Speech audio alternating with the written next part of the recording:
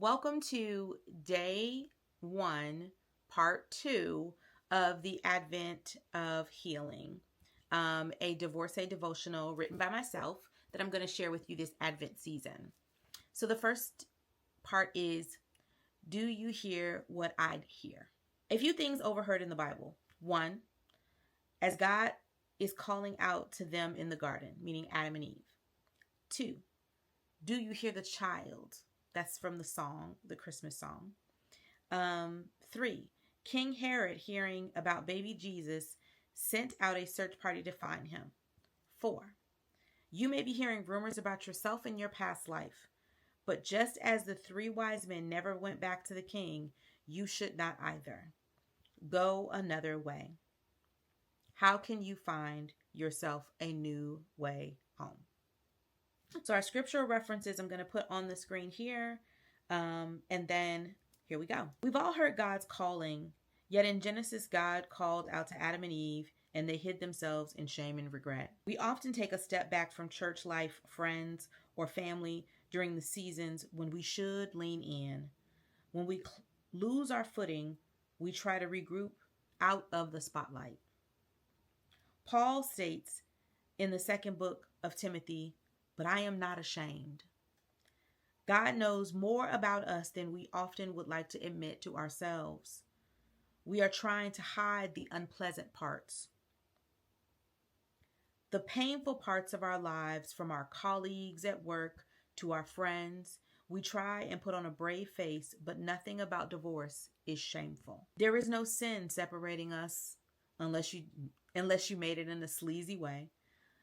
I am going to assume that you are here watching this because you didn't. The holiday season, often a perfect time for reflection. It is the natural end to a year. It should be busy with parties and presents. I encourage you to include prayer on your Christmas list this year.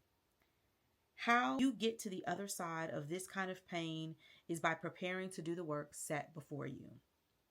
You have to acknowledge that the dream is dead so you can bury it and put it in its place. A new life will blossom where you buried the remnants of your regrets.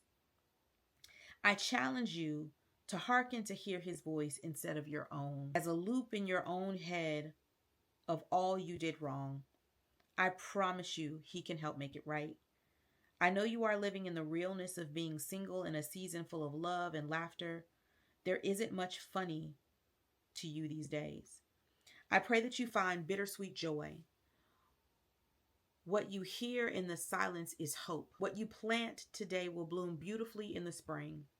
The love you have for yourself isn't dead, it's dormant. The life you are leaving behind may have been good, but was it good enough? You deserve to show yourself grace and love while you heal.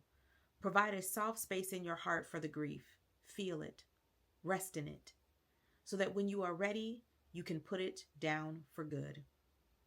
Or that the work you are doing doesn't ruin you.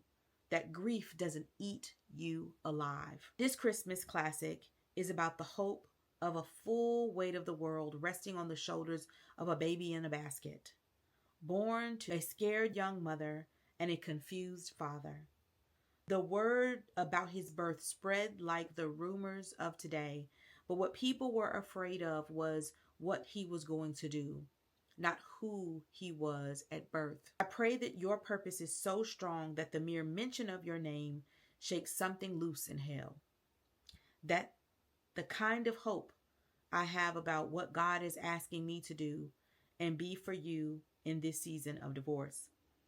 Advent is all about hope. Let's journey through this week together. I will loan you as much hope and love as you need. So when God calls for you, believe in what you heard.